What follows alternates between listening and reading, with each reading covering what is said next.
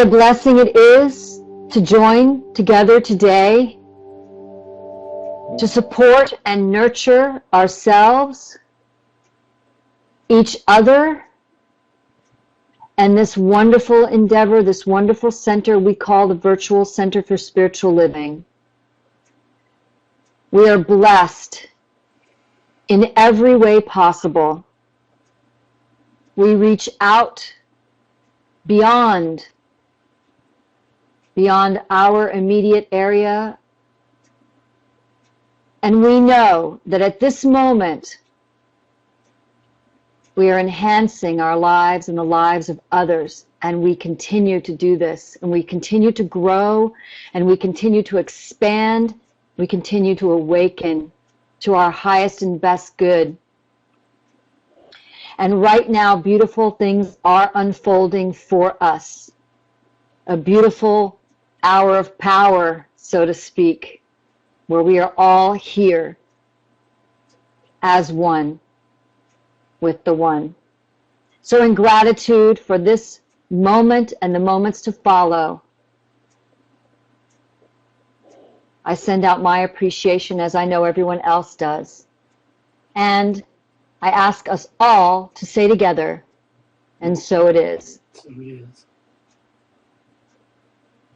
Thank you, Kaz. That was beautiful. Welcome. Welcome to our midweek lift, our spiritual lift up, our way of being in the world and coming together to share our conversation about what lifts us up, what really works in our lives. And I want to do this from a place of spiritual community, of nurturing and caring spiritual community. In this, our mission statement is our mission is to empower and nurture the unique and magnificent expression of the divine that is each of us. Because that's what matters. That we feel nurtured, we feel loved, we feel part of a spiritual community, but we also recognize the unique expression that each of us are, the difference that each of us are in this spiritual community we call Virtual Center for Spiritual Living. So I'd like to start with 3 questions.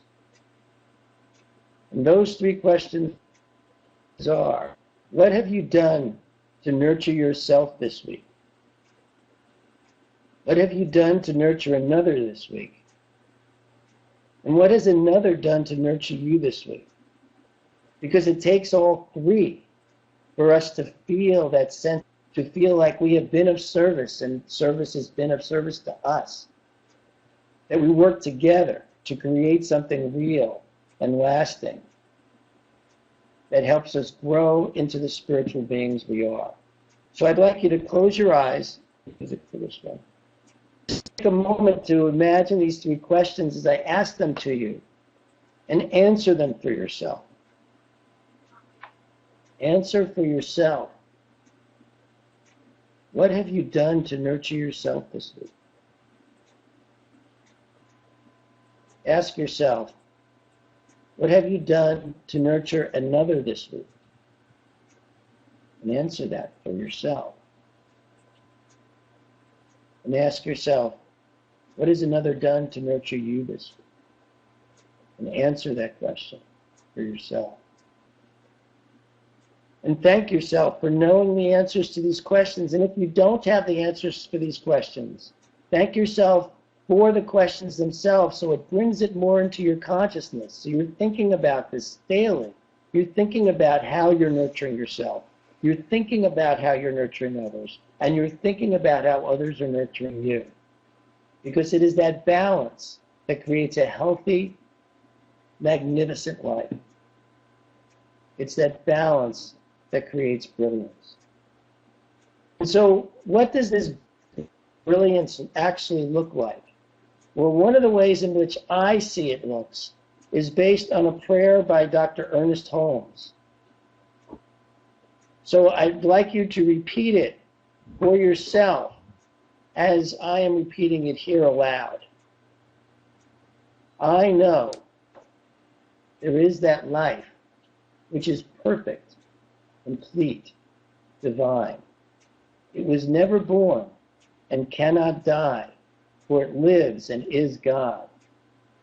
Within myself is the wholeness, peace, poise, and power of life. This life is health, it is abundance, it is love. There is one life, and it is the life of God, and this is my life now, and so it is. I'm going to talk more about this in a minute, but right now, one of the things I want to do during our service is have somebody, one of you, bring forth something that has meaning to you in the way of either a piece of poetry or prose that you will read to us so that we can know what has meaning to you. Michael has something, and so if you have something like that, please email it to me, cliff@yanavcsl.org. Email me what has meaning to you in the way of prose or poetry, and we'll bring it into the service. Today's reading is by Michael.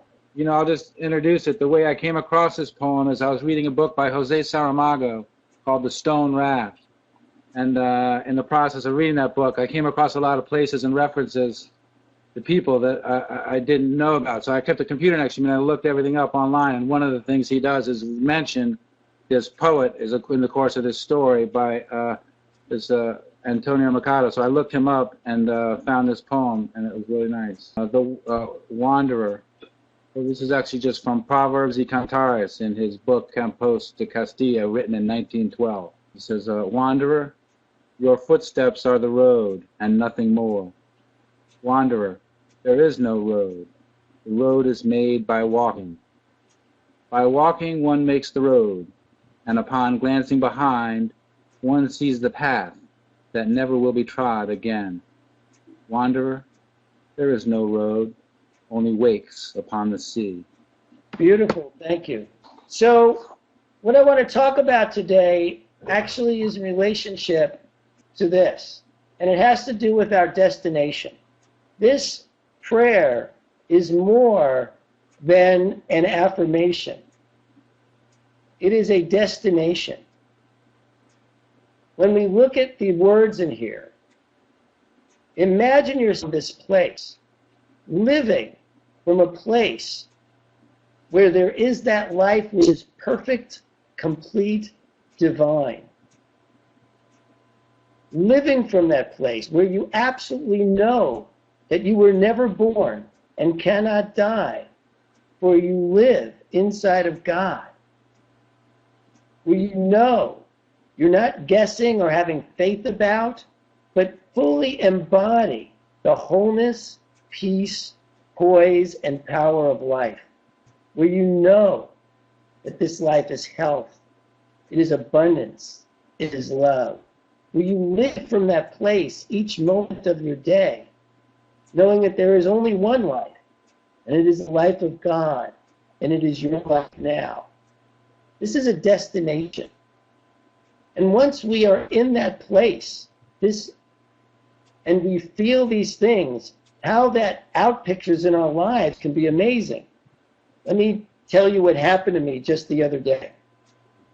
I was on my way to LA to visit my girlfriend.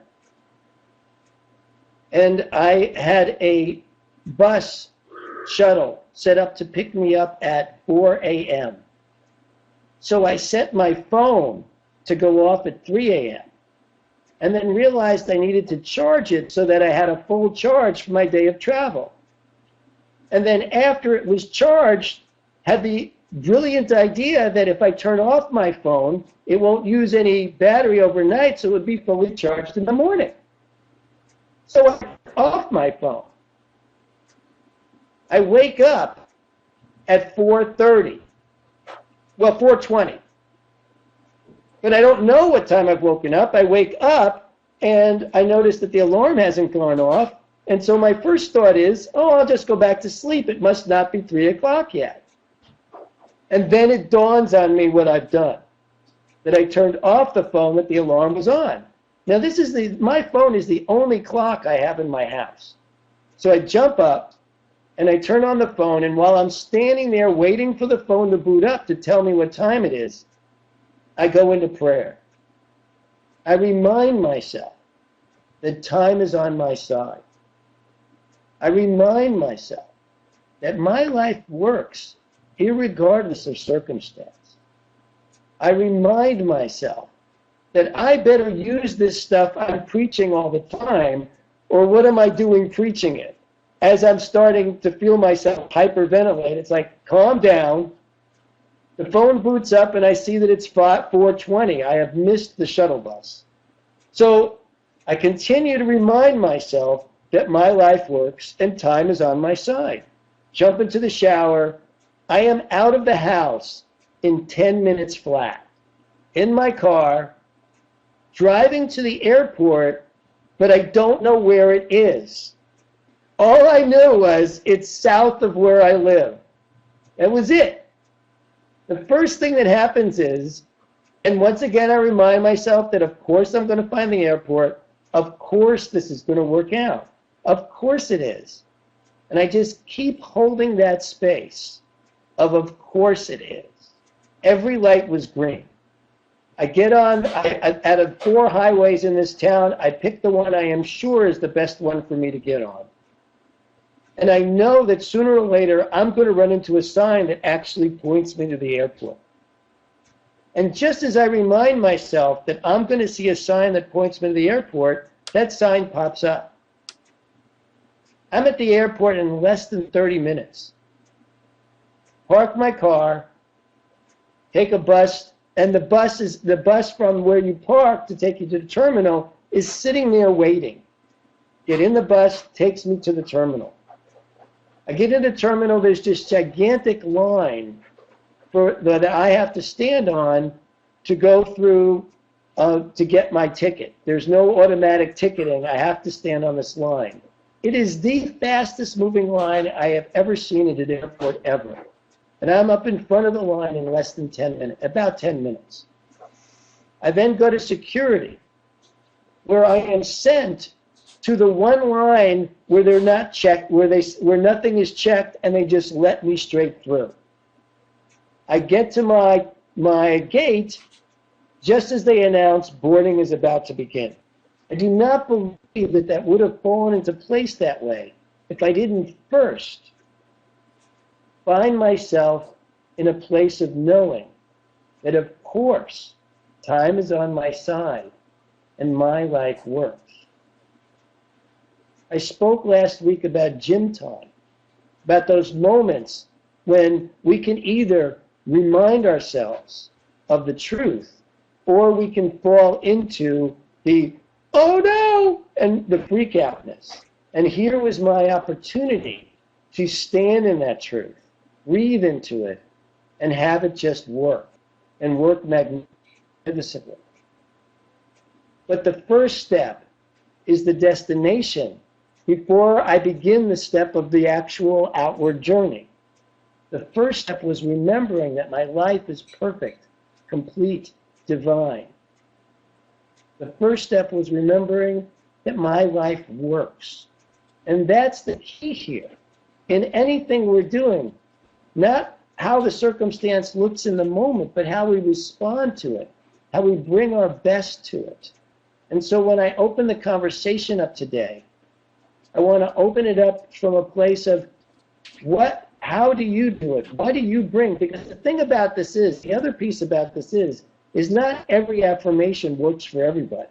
We have to find what some people call their personal power statements. We have to find, for me, time is on my side and my life works are very, very powerful statements for me that calm me down and center me. So what I would ask is, what are yours? We talked last week about life rafts. And so how has that been working for you? Those that were here last week who gained, who went into that, we're going to do it again. We're going to go through that process again of looking at what does it take to, in the midst of any circumstance, remember that our lives are, of course, filled with health, abundance, and love. So who'd like to share? Oh, there we go. Yes. Hello, everyone. How are you? Um, I was just thinking, I occasionally misplace things. And I always say to myself, there's no loss in divine mind. And it encompasses so much more than misplacing things. Whether it's someone who has made their transition, or a job, or that has not come through. I always continue to say there's no loss in divine mind. Everything is perfect. There's divine right action happening right now. And I don't know if I've convinced myself of that as much as I now resonate with it and vibrate at that frequency. That is a brilliant frequency to resonate at. That frequency of knowing there's nothing lost in divine mind. It's just, and I think it's true. And I know, if we come from a place of there's only one, and if there's only one, we all can feel and get to know that place of oneness more and more. And as we do, of course, whatever we think we've lost, we'll remember where we put it. We'll remember where it is. It's like, oh, of course, that's where it is. Pops up. I was reading today, Ernest Holmes was writing about reading each other's minds and how that must be possible because there is only one mind. But it's all vague for us except when we have these moments where it clears up. And what you're talking about is the same thing. It's like our own memory clears up, or our own thoughts clear up, and poof, we find what it is that, had the illusion of being lost. Thanks, Cass. Thanks for sharing that. Reverend Linda? I want to share something about the innocence of the power of intention. I have a 3-year-old grandson named Clayton, and he went to a fundraiser for his sister's dance group Saturday night.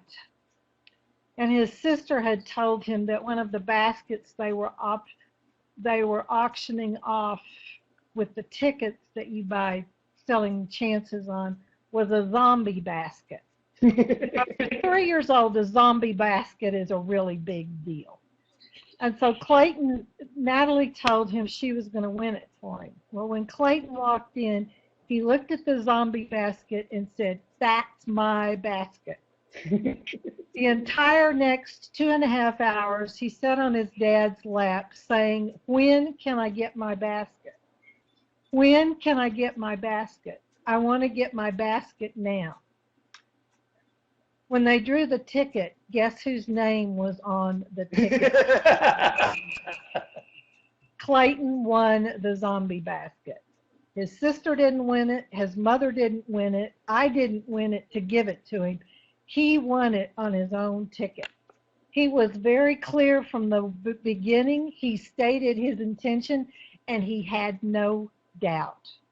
If we as adults could be as clear as children are, our lives would be much more simple. That's incredible. My son started taking classes at the center in Asheville when he was 10. So by the time he was 12, he had almost achieved becoming a licensed practitioner. And people loved to go to him for treatment, loved to go to him for prayer, because he was just so clear. And his prayers were like, boom, boom, boom, boom, short, nothing flowery, straight to the point, because he knew this is what was so. And sure enough, it was. And I think that's the kind of clarity that we all yearn for in ourselves, and it's absolutely available to us when we're willing to surrender to that place of oneness. Who else wants to share? Slow conversation tonight? Mm-hmm. Okay, well, since it's going slowly, I've got something else I want to share. And there's something that came to me today on my walk. And it was that how our lives unfold is limited by how much of this infinite intelligence we can embody. And that even the greatest consciousness people on our planet grasp only so much. What occurred to me today on my walk was I was thinking about the two lines that were attributed to Jesus on the cross. And they are, Father, I know not, they forgive them, they know not what they do.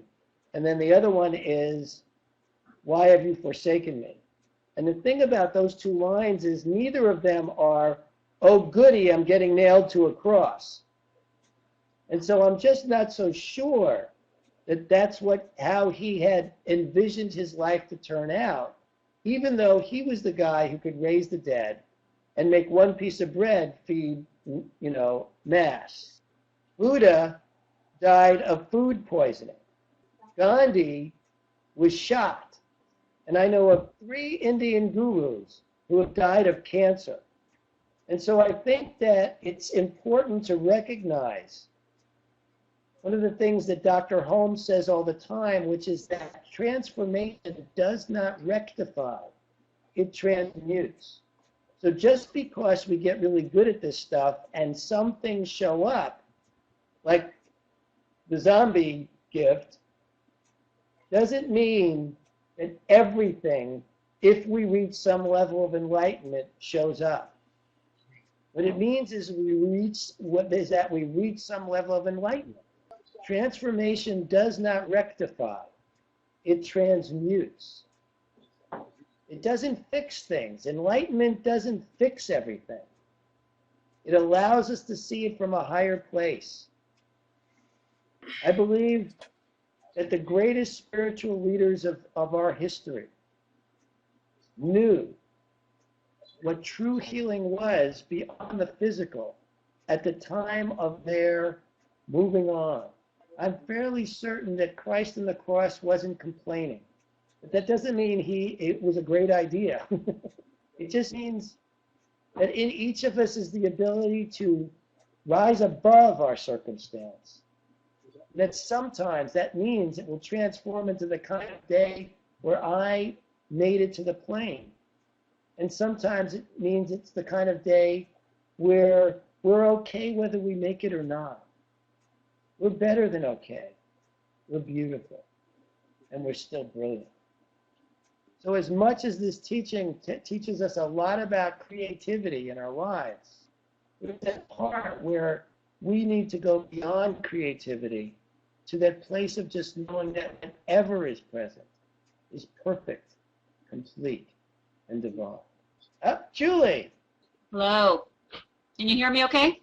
Yes. I appreciated what you just said. That is something that I've been really focusing on a lot lately myself, is that whatever is happening in my life, whatever circumstance or whatever is appearing, even though I might have a discordance with it, I've been really working on seeing that it is the perfect thing for me right now. And I might not always know the purpose of it and why it's here and why I have to walk through it, but I am learning just to deepen into that trust and faith that it is here because it's taking me somewhere that I haven't really come to grips with yet. And it's going to be greater than what I can even know or expect. And so it's, for me, it's just really opening and allowing and trusting with deep faith that there is a wisdom and intelligence in my life that is guiding me in a very profound way.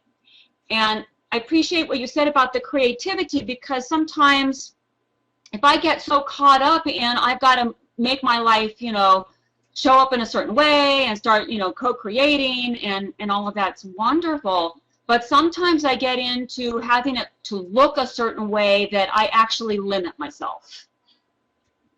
And so that's where I have to find that balance of surrendering to that divine wisdom, knowing that I'm guided in that perfect way, which is opening up to that creativity and how it wants to show up, and then also putting forth an intention. To me, it's an interesting balance between non-directive and directive. That's brilliant. That's brilliant. That's right. Because, you really said it all. That's exactly right. There is that balance. There's this whole thing.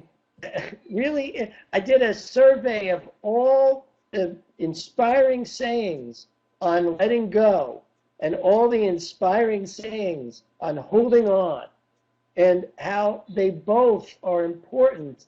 And how do we know which one is the best one for us in a particular moment? We have to know that from within. When is it time to just hold on and work through it? When is it time to surrender? They both have a place. They both have a place. In fact, I think that'll be our talk for next week. We'll go more into that. Because that's a great subject, is when is it time to hold on and when is it time to let go? That'll be our subject for next week. That's great. Thank you. Marianne. Hi. Yes. Listening to what Julie said, it's something that I've been all week long. There's been this well, we're talking about holding on and letting go, holding on and letting go, and it's been an intense week at work with my partner at work, and I'm the calm one, and she's the running around crazy one, and I just look at her and say, stop. Let's just rest a minute and let it go, and then we'll go back to it, and we can handle this problem. So I think the personalities that we all have, it's part of our personalities. I mean, I look at all of the people that I am in business with, and if I can keep myself in that grounded, calm, letting go, because it's always taken care of in the right way, it somehow brings a calmness to everybody that's working around me. So that's the good part. And yes, do I fly off the thing and I get caught up in their craziness? Yeah. But knowing it's taking that breath. We take lots of yoga breaths in my office. It's yoga breath time. And it seems to calm everyone that in that situation I've been doing this for years with all of my grandkids, my kids. Okay, time for yoga breath. And they remind me of that too. And that quietness, that 1 second of yoga breath just brings it back to where it's supposed to be, I think, for me. That's brilliant. Okay? That's brilliant. Thank you. Breath. It's more important than breath. That's great. Cliff, welcome. Well, an interesting comment, just jumping into this conversation. How this week is about how I've been perceiving things and how we look at things, and you look at the great leaders that have been before us, like Jesus and Gandhi and the ones that you talked about. They walked a different path, so they look at things from a different perspective. And so one of the things I've been dealing with is perspective with a lot of my students and with a lot of my teachers, with issues that we've been encountering, and how they look at things from their eyes, but they don't want to step beyond their paradigm to look beyond. And so what I see is many times we get stuck in this paradigm, and I use a great example of myself. Growing up in Wyoming, I did not understand racism because in Wyoming we were just happy to see other people. You didn't care if they had polka dots on their face. And so growing up, I had a paradigm that I couldn't understand that until I moved to the South. I got a grasp of it, but it still did not meet the way I looked at the world. But when I had discussions with people, they could not see things from my perspective, and it took time for them to be able to understand where I came from and how I looked at the world, and which was different. And part of that was just my upbringing. So then I look at, like Jesus, he had a different perspective of the world, and sometimes we just need to sit back and listen to it and look at it. And maybe moving our paradigm and start trying to look at things from a different perspective. That's brilliant. Thank you, Cliff. Different perspective is key. Thank you. Hello, everybody. Can you guys hear me? Yes. Oh, okay. The last couple of weeks, in my different business situations I've been involved in, I'm really starting to pay attention how my body's feeling when I'm in a situation. And I'm starting to ask my question: is this something I really want to do? And coming up with the conclusions. A lot of stuff that I think I have done on default is based on fear of, a limited universe, will providing, like, directing where my good's coming from, and not being open to the one source and many channels.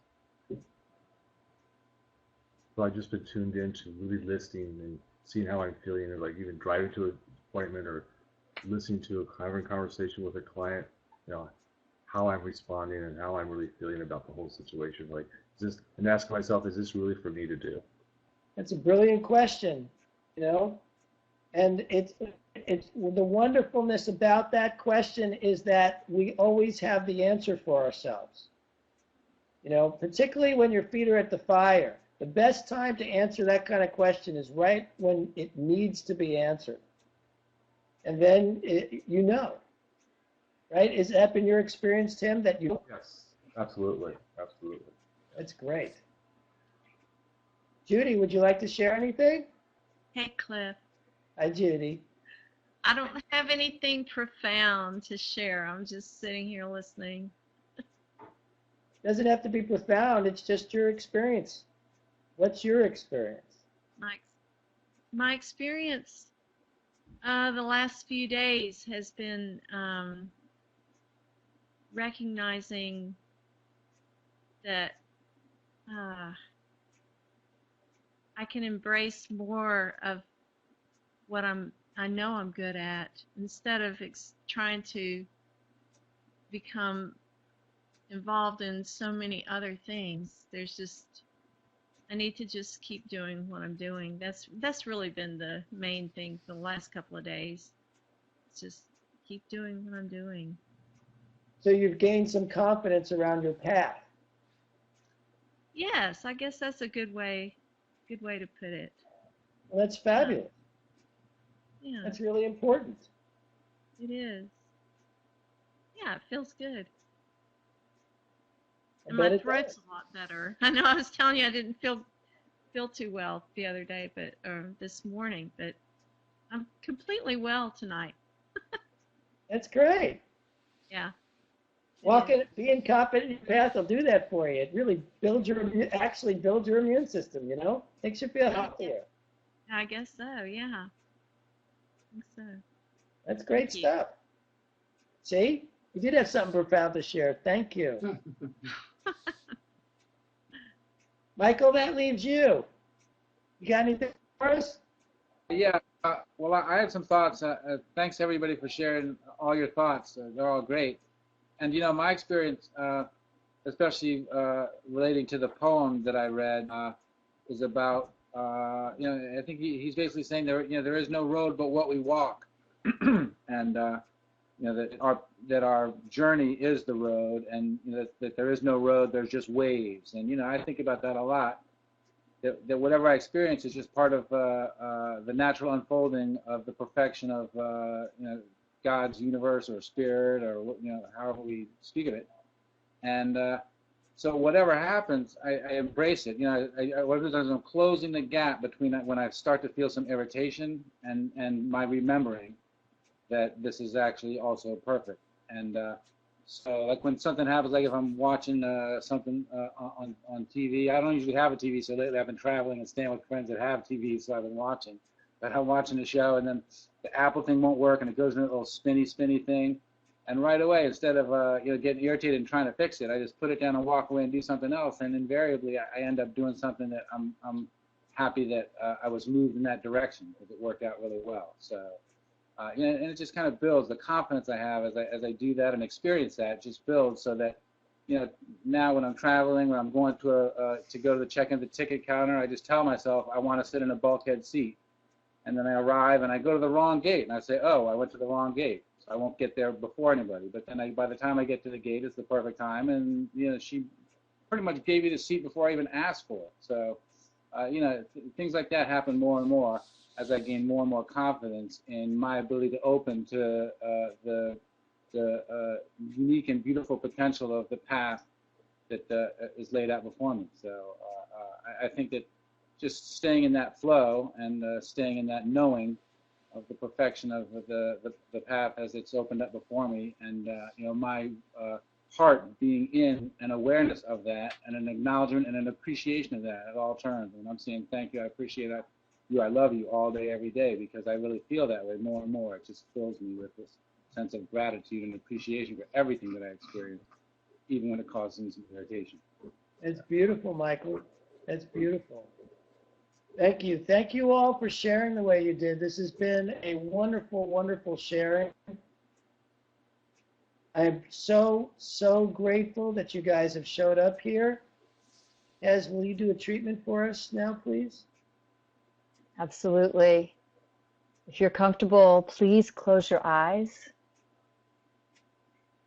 And let's take a deep cleansing breath in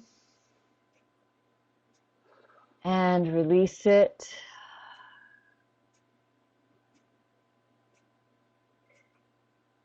And I recognize one infinite intelligence, one source, one love, one life. I am one with this love, this life, this source, this infinite intelligence. We are inseparable. And what I declare right now is that this day is good and very good. I feel movement, forward movement in our very beings at this moment.